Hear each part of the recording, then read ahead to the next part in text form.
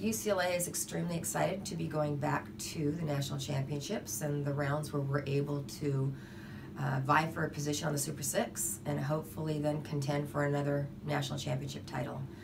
As everybody knows, the last meet that we just had, regionals, is really the first round of the national championships, and I think that we coaches all agree it's one of, if not the most stressful meet of the season. So we're very excited that we did well and we're able to come out of that and move on to the next round. It's as equally as exciting to see the teams that have made it and coming back in, Denver and Washington coming back into the mix, because the parity, as we all say every year, just keeps getting stronger and stronger, which makes that meet that we just had so much more important and stressful than it used to be. So it's great to be going back.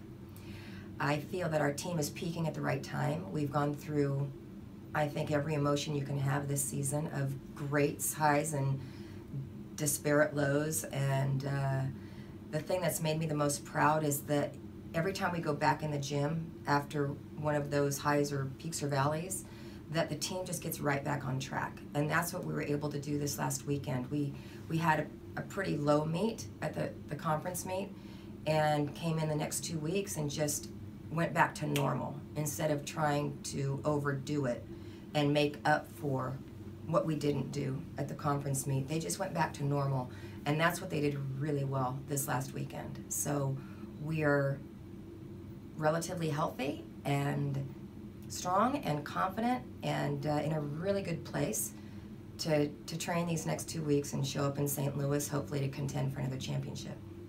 In order for us to win another championship, we're going to need to be at our absolute best on bars, beam, and floor, and we're going to need to be able to pull out the best vaults we've done this season. And we've had a smattering of them over the course of the season, but you know, when you're starting with 5 out of the 6 are 995 start value vaults, they need to be spectacular. And I do think that we're on track to be able to do that. Hopefully it will all come together on that night.